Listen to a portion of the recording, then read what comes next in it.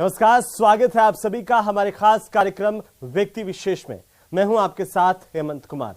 राजस्थान के सपूतों ने हमेशा से ही अपनी प्रतिभा से पूरी दुनिया को चकाचौंध किया है। शौर्य, त्याग और बलिदान तो इस प्रदेश की पहचान है ही। इस धरती के आंचल में पले बड़े बेटों ने सांस्कृतिक और सियासी आसमान पर भी ऊंची उड़ान भर करके प्रदेश की आन बान और शान को बढ़ाया है। 19 जून 2019 और 7 दिसंबर 2022 ये दो ऐसी तारीखें हैं जिन पर हर राजस्थानी को गर्व है, क्योंकि यह वही तारीख है जिन्होंने राजस्थान के दो बेटों के कंधों पर महती जिम्मेदारी दी है, संसद चलाने की जिम्मेदारी। संसद यानी कि भारतीय लोकतंत्र के सर्वोच्च संस्था, जहां पर तय होती है देश की दिशा और दशा। गहन विचार विमर्श, लंबी बहस और शोर शराबे से छन करके कोई नीति बनती है।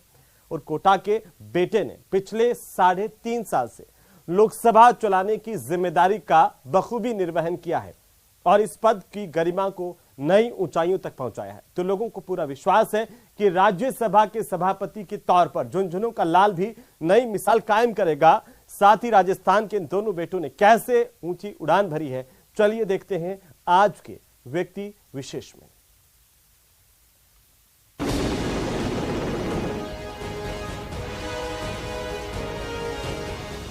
देश के इतिहास में बन गई नई मिसाल।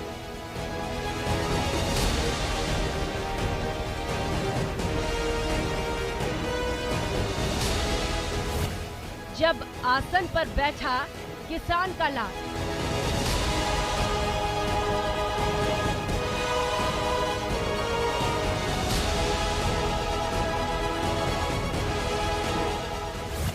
लोकसभा के साथ अब राज्यसभा की भी कमान।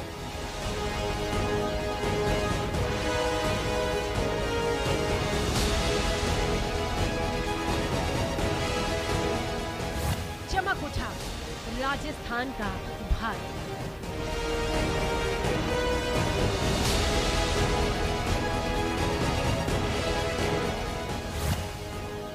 दिसंबर 2022 भारत के आधुनिक इतिहास की अनोखी तस्वीर। राजस्थान वासियों के लिए गौरव भरा दिन।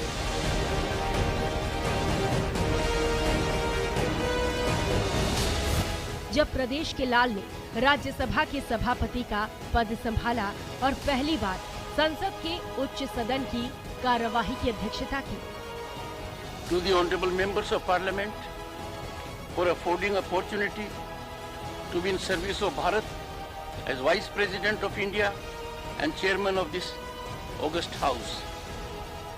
Looking forward to contributing to growth trajectory of the largest vibrant democracy in the world and vindicate its trust and confidence. इसके साथ ही राजस्थान को एक बड़ी उपलब्धि हासिल हो गई, क्योंकि अब संसद के दूसरे सदन की भी कमान राजस्थान के बेटे के हाथों में आ गई। That on such a momentous issue, so vital to democratic fabric, there has been no focus in the parliament now for over 7 years.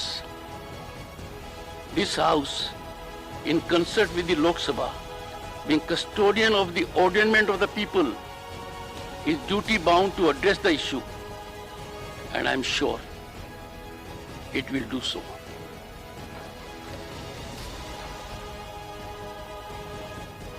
Lok Sabha की कमान तो पहले से ही राजस्थान के लाल के हाथ में थी ही, यानी अब जिस संसद से देश निर्माण की दिशा दशा तय होती है, उसके दोनों सदनों के सुचारू रूप से संचालन की महती जिम्मेदारी राजस्थान के मजबूत कंधों पर है। अच्छा, एक आप बोलिए, एक को मौका दूंगा। चलो सर, हाँ, एक मिनट सर, आपके नेता बोल रहे ना। लोकसभा संचालन के दौरान ओम बिरला तो अपनी खास पहचान कायम कर ही चुके हैं।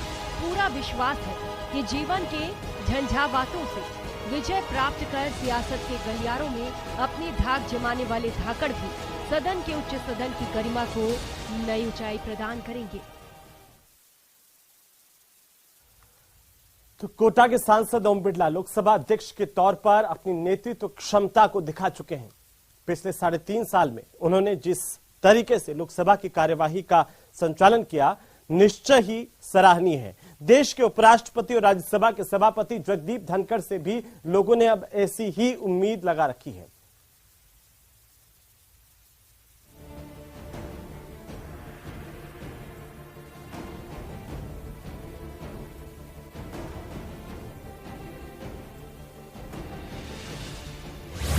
जून 2019 लोकसभा अध्यक्ष बने बिरला।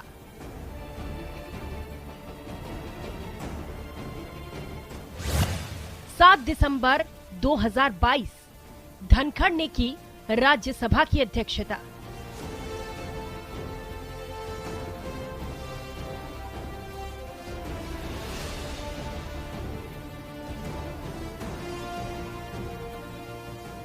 ये दो तस्वीरें जब जब दिखेंगी, राजस्थान वासियों की छाती गर्व से चौड़ी हो जाएगी, क्योंकि ये दोनों तस्वीरें राजस्थान के बेटों की ऊंची उड़ान की कहानियां कह रही हैं।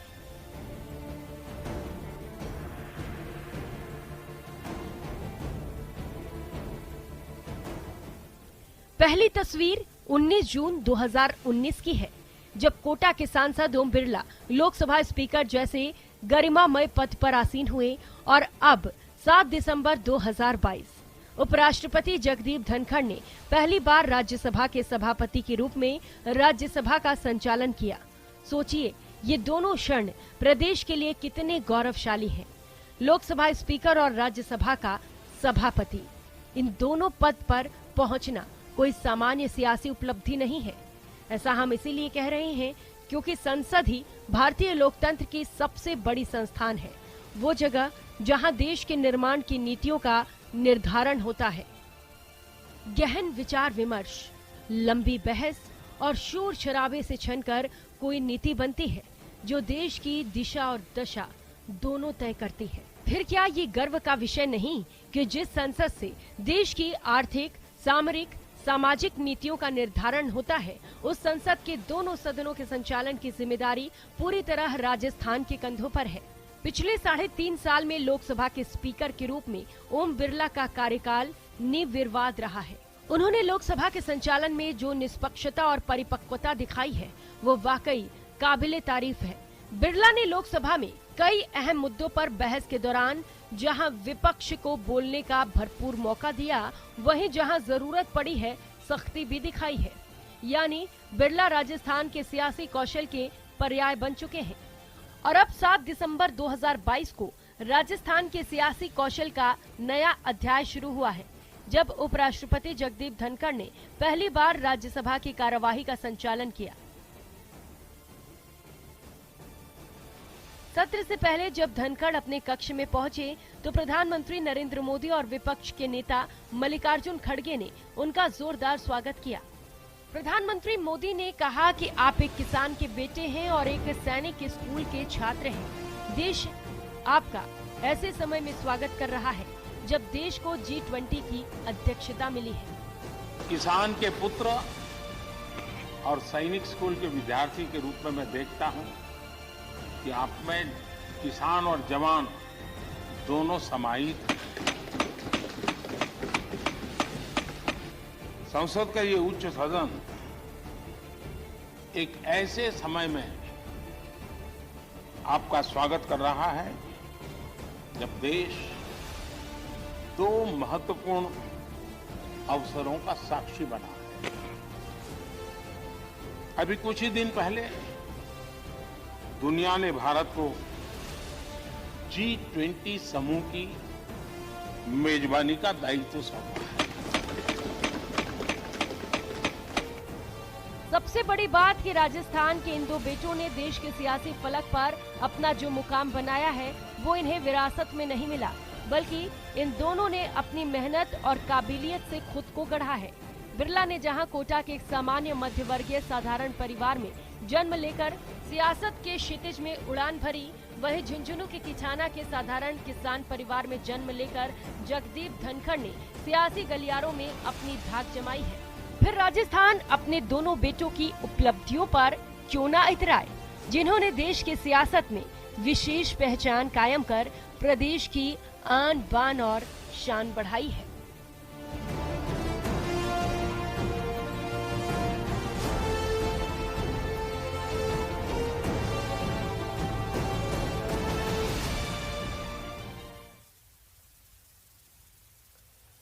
जगदीप धनखड़ एक ऐसा नाम है जिस पर आज हर राजस्थानी को नाज है, गर्व है।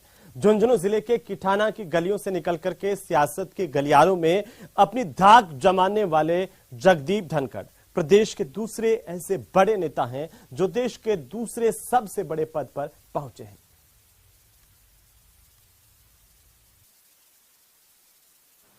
मैं जगदीप धनखड़ ईश्वर की शपथ लेता हूं कि मैं विधि द्वारा स्थापित भारत के संविधान के प्रति सच्ची श्रद्धा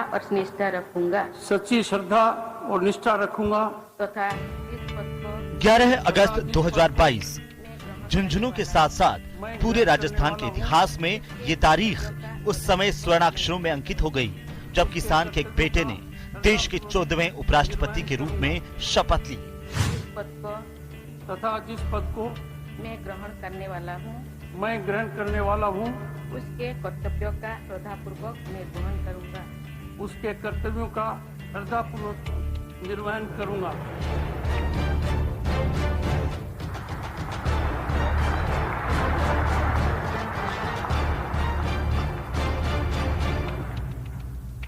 इसके साथ ही धनखड़ देश के दूसरे सबसे बड़े पद पाने वाले राजस्थान के दूसरे शख्स बन गए। 33 साल के सियासी अनुभवों का संसार समेटे जगदीप धनखड़ पहले राजनीति में नहीं आना चाहते थे, लेकिन जब आए तो कमाल कर दिया। सांसद बने, केंद्रीय मंत्री रहे, विधायक बने और फिर राज्यपाल के दायित्वों को भी बखूबी निभाया। हर माँ जो है अपने बेटों को अब आने वाले वक्त में यही सिखाएगी कि जगदीप धनखड़ से आप प्रेरणा लीजिए, जो यहाँ पर इसी गांव की माटी में पैदा होकर के उस मुकाम तक पहुँच गए जिसके बारे में शायद ही किसी ने सोचा हो। तो एक बहुत बड़ी बात है, खास तौर से राजस्थान के लिए, शेखावाटी के लिए और इस देश के लिए, उन नौजवानों के लिए जो आगे बढ़ना चाहते हैं, जो प्रेरणा लेना चाहते हैं, तो उनके लिए जगदीप धनखड़ का जो जीवन है वो बहुत कुछ उनकी राहें प्रशस्त कर सकता है। जयपुर से 200 किलोमीटर दूर झुंझुनू जिले का किठाना गांव, हरे भरे खेतों के बीच एक सिंगल सड़क, पास में खेत और उसमें बना मकान। ये वही मकान है जिसकी दहलीज पार कर गांव का लाल आज दिल्ली के मौलाना आजाद रोड के उपराष्ट्रपति भवन तक पहुंचा है। जाहिर है गांव के हर शख्स को जगदीप की इस उपलब्धि पर गर्व है। जगदीप जी धनखड़ ने महिला शिक्षा के लिए बहुत अच्छी बातें बताई और साथ ही साथ में जो पौधा रोपण की बात कही और प्रकृति को बचाने की बात कही, बहुत ही झुंझुनू की जनता के लिए बड़ी शिक्षाजनक थी। सबसे बड़ी बात जो उन्होंने कही कि मेरे दिल में किठाना हर समय है, उससे ये तात्पर्य कि झुंझुनू उनके दिल में हर समय है। हमारे यहाँ गांव के जो निवासी हैं, आज इनकी बदौलत और प्रेरणा से यहाँ पे इंजीनियर, डॉक्टर, शिक्षक, लेक्चरर और यहाँ तक कि RAS, IAS तक हैं। उन्होंने सबसे इतने बड़े पद पर जाकर के सबसे बड़ी बात कही कि मैं मेरी जन्मभूमि, मेरी कर्म भूमि जो है मेरे गांव को नहीं भूलता, सब कुछ इसी गांव की वजह से हूँ। ये उनकी बात बहुत अच्छी लगी। अपने भाषण के दौरान भी उन्होंने एक बात बताई जो बहुत महत्वपूर्ण और अहम है कि शिक्षा के बलबूते पे ही आज आप किसी भी पद पे पहुंच सकते हैं। पावर है, एडमिनिस्ट्रेशन है, आपको अपनी बात सही तरीके और ढंग से किसी मंच पे रखना है तो एकमात्र माध्यम है वो है शिक्षा। और हमारा झुंझुनू जिला तो शिक्षा के रूप में बेहद ही आगे रहा है। पूरे राजस्थान में अगर लिटरेसी रेट किसी डिस्ट्रिक्ट की अगर देखते हैं तो झुंझुनू जिला, शेखावाटी जिला शिक्षा के क्षेत्र में हमेशा आगे रहा है। 18 मई 1951 झुंझुनू के किठाना गांव के किसान गोकल चंद और केसरी देवी के घर उनकी दूसरी संतान ने जन्म लिया। तब किसे पता था कि किसान के घर जन्मा जगदीप आगे चलकर देश का उपराष्ट्रपति बन जाएगा। 4 भाई बहनों में दूसरे नंबर के जगदीप धनखड़ शुरू से ही पढ़ाई में नंबर 1 थे। इतने होशियार कि अपने स्लेट के दोनों साइड में 2-3 मिनट में ही 12 खड़ी और पहाड़े लिख देते थे। यही कारण था कि टीचर भी उन्हें हमेशा प्यार देते थे। हाथ हमेशा स्याही में रंगे रहते। कई बार ये स्याही दूसरे छात्रों को भी लगा देते थे। पढ़ाई के साथ साथ मौज मस्ती में भी धनखड़ अव्वल थे। खेलने के ऐसे शौकीन कि फटे पुराने कपड़े इकट्ठे करते और उनसे बड़ी गेंद बना लेते थे। इसके बाद सभी बच्चों को इकट्ठा कर गेंद मार खेलते थे। प्राइमरी तक गांव के स्कूल से ही पढ़ाई की। बाद में चित्तौड़गढ़ के सैनिक स्कूल में दाखिला मिल गया। खेल कूद में हिस्सा लेते थे बढ़ चढ़कर, सभी ऑलराउंड, और पढ़ाई में तो अव्वल थे, हमेशा अपनी क्लास में फर्स्ट पोजीशन। बाकी जितने भी कॉम्पिटिशन्स होते हैं जैसे एलोकेशन कॉन्टेस्ट, डिबेट, ऐसे कंपटीशन, तो सब में हिस्सा लेते थे और बड़े हंसमुख और हंसी मजाक नेचर हमेशा से रहा है। जयपुर के महाराजा कॉलेज से 1978 में ग्रेजुएशन किया और इसके बाद लॉ किया। 1979 में LLB करने के बाद वकालत शुरू की तो थोड़े ही समय में बड़े वकीलों में शुमार हो गए। 1987 में राजस्थान हाईकोर्ट बार एसोसिएशन के अध्यक्ष बने और सबसे कम उम्र में बार एसोसिएशन का अध्यक्ष बनने का रिकॉर्ड बनाया। जगदीप धनखड़ ने सुप्रीम कोर्ट से लेकर देश के कई हाई कोर्टों में वकालत की प्रैक्टिस की। 1990 में उन्हें राजस्थान हाईकोर्ट में सीनियर एडवोकेट का ओहदा दिया गया। जगदीप धनखड़ सियासत में नहीं आना चाहते थे, लेकिन जब आए तो वहां भी कमाल कर दिया। सांसद, केंद्रीय मंत्री, विधायक, राज्यपाल और अब उपराष्ट्रपति। सियासी सफर, उपलब्धियों की कहानी गढ़ता गया। 3 साल की उम्र में ही बिरला ने अपने पिता को यह कह दिया था कि बाबूजी मैं तो नेता ही बनूंगा। अपनी बचपन की बात को ओम बिरला ने न सिर्फ सही साबित किया, बल्कि पहले विधायक, फिर सांसद और अब लोकसभा स्पीकर के तौर पर अपनी खास पहचान कायम की। जन सेवा की जीती जागती मिसाल ओम बिरला ने सियासत की नई परिभाषाओं को गढ़ा है। आप भी देखिए। कोटा के एक मिडिल क्लास परिवार में पैदा हुए ओम बिरला का राजनीतिक करियर काफी शानदार रहा है। बिरला जितनी बार भी चुनाव लड़े हैं, हर बार उन्हें किस्मत की देवी और जनता का भरपूर आशीर्वाद मिला है। प्रश्नकाल 161 श्री मंगुटा श्रीनिवास रेड्डी। लोकसभा स्पीकर एक ऐसा संवैधानिक पद जहां अपने पराये का भेद मिट जाता है, सबको साथ लेकर चलना पड़ता है। पिछले 3 साल से भी ज्यादा समय से सदन के संचालन के दौरान कोटा के इस लाल ने इस संवैधानिक पद की मर्यादा बरकरार रखी है, बल्कि यूं कहा जाए कि कई नए आयाम स्थापित किए हैं। लोकसभा स्पीकर के पद पर पहुंचकर कोचिंग सिटी और राजस्थान का मान बढ़ाने वाले ओम बिरला का जन्म 23 नवंबर 1962 को हुआ था। उनके पिता का नाम श्री कृष्ण बिरला और मां का नाम शकुंतला बिरला था। ओम बिरला ने कोटा के कॉमर्स कॉलेज से बीकॉम किया, जबकि अजमेर के महर्षि दयानंद यूनिवर्सिटी से एमकॉम किया। बिरला छात्र जीवन से ही राजनीति में सक्रिय रहे। वे 1979 में 17 वर्ष की उम्र में छात्र संघ के अध्यक्ष बने। कॉलेज ऑफ कॉमर्स कोटा के सह सचिव भी चुने गए थे। वे 1987 में भारतीय जनता युवा मोर्चा के जिलाध्यक्ष बने। वहीं 1991 में वह भारतीय जनता युवा मोर्चा के प्रदेश अध्यक्ष बनाए गए, जबकि 1997 में भारतीय जनता युवा मोर्चा के राष्ट्रीय उपाध्यक्ष बने। बिरला पहली बार 2003 में कोटा दक्षिण से विधायक चुने गए। वे 2003 से 2008 तक राजस्थान सरकार में संसदीय सचिव रहे।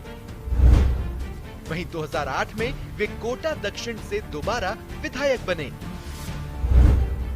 उनकी जीत का सिलसिला 2013 में भी जारी रहा और कांग्रेस के पंकज मेहता को हराकर तीसरी बार विधायक बने। फिर 2014 में कोटा बूंदी लोकसभा सीट से चुनाव लड़ा और कांग्रेस के इज्जराज सिंह को भारी मतों से हराया। 2019 में भी वे 17वीं लोकसभा के लिए निर्वाचित हुए, और 19 जून 2019 को लोकसभा स्पीकर का कार्यभार संभाला। ओम बिरला के परिवार में पत्नी के अलावा 2 बेटियां हैं। ओम बिरला की पत्नी अमिता बिरला पेशे से डॉक्टर हैं। ओम बिरला की 2 बेटियां हैं। बड़ी बेटी आकांक्षा बिरला चार्टर्ड अकाउंटेंट है, जबकि छोटी बेटी अंजलि बिरला IAS ऑफिसर हैं। अपने पहले ही साल के कार्यकाल में प्रश्नकाल के दौरान सभी 20 प्रश्नों को पूरा कर रिकॉर्ड बनाने वाले ओम बिरला ने सदन के अंदर कई बार अनूठी पहल की है। ऐसी ही एक पहल 9 दिसंबर 2021 को भी देखने को मिली, जब लोकसभा में शून्यकाल के दौरान ओम बिरला ने एक अनूठी पहल करते हुए नई मिसाल कायम की, क्योंकि पहली बार शून्यकाल में हिस्सेदारी करने वालों में आधी आबादी की हिस्सेदारी करीब 50% रही। इस दौरान 62 सदस्यों ने बात रखी, जिनमें 29 महिलाएं थीं। सबसे बड़ी खास बात उनकी ये है कि वो स्थानीय भाषा, जिसे हम हाड़ौती भाषा बोलते हैं, उसमें बोलकर कार्यकर्ता को अपना दिल जीत लेते हैं। सबको लगता है और हर आदमी से ओम जी भाई साहब कहता है। आज भी जब वो लोकसभा अध्यक्ष के रूप में केम कार्यालय में बैठते हैं तो उनसे 80 से 90% लोग ओम जी भाई साहब कह के बात करते हैं। लोकसभा अध्यक्ष कोई नहीं कहता आज उनको इसी में लगता है कि हमारे बीच के अपने साथी हैं। लोकसभा अध्यक्ष के रूप में ओम बिरला का 3 साल से अधिक का कार्यकाल अभी तक निर्विवाद रहा है, जो कि एक बड़ी उपलब्धि है।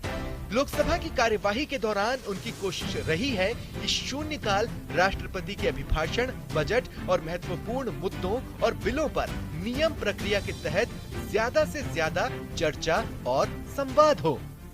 जैसे कार्यशैली ऐसी कि ये इसका दिमाग रहता है कि मेरे कोटा शहर के निवासी, मेरी कॉन्स्टिट्यूंसी के निवासी, राजस्थान के निवासियों का मैं किस तरह से भला कर सकता हूँ, इसके दिमाग में, जहन में हमेशा रहता है। इसका सोच रहता है कि भारत मेरा जो देश है वो एक इतना विशाल देश बने कि ये जिस तरह से विश्व गुरु कहलाता था उसी तरह भारत हो। और कोटा के साथ राजस्थान, तो इसने हमेशा अपनी प्राथमिकता अपने कोटा शहर को दी, उसके बाद राजस्थान को दी। लोकसभा स्पीकर के रूप में ओम बिरला की कोशिश रही है कि सदन के भीतर मर्यादा और अनुशासन बना रहे। उनका मानना है कि सदस्यों को सदन के भीतर नारेबाजी, हंगामे और तख्तियों से बचना चाहिए। बिरला का कहना है कि सभी सदस्यों को इस बात का ध्यान रखना चाहिए कि सत्र के दौरान जनता के लाखों रुपए रोज खर्च होते हैं। ऐसे में सदन में हंगामे के बजाय जनता की भलाई के मुद्दों पर सार्थक बहस हो, ताकि देश की सर्वोच्च विधायी संस्था के प्रति लोगों की आस्था बढ़े और लोकतंत्र मजबूत हो। उन्होंने बिल्कुल अपना धरातल नहीं छोड़ा। आज भी वो कच्ची बस्तियों के मसीहा के रूप में जाने जाते हैं। ये जो विशेष करके 8-10 जो नौजवान लड़के थे वो सब इस रूप में ही जाने जाते हैं। और आज भी वो, चाहे वो किसान हो, उस समय भी वो कोई बाढ़ आ रही है कि कोई ये हो रहा है कि वो हो रहा है कि फसलें नष्ट हो गई कि, तो वो हर बार उनके लिए लड़ते थे। और आज भी वो सामाजिक सरोकार से उतने ही जुड़े हुए हैं। लोकसभा की कार्यवाही के दौरान बेहतरीन प्रबंधन में माहिर ओम बिरला अपने संसदीय क्षेत्र में भी उतने ही सक्रिय रहते हैं। जब भी उन्हें मौका मिलता है अपने संसदीय क्षेत्र का दौरा करते हैं, लोगों की समस्याओं से रूबरू होते हैं और उनके समाधान की हर संभव कोशिश भी करते हैं।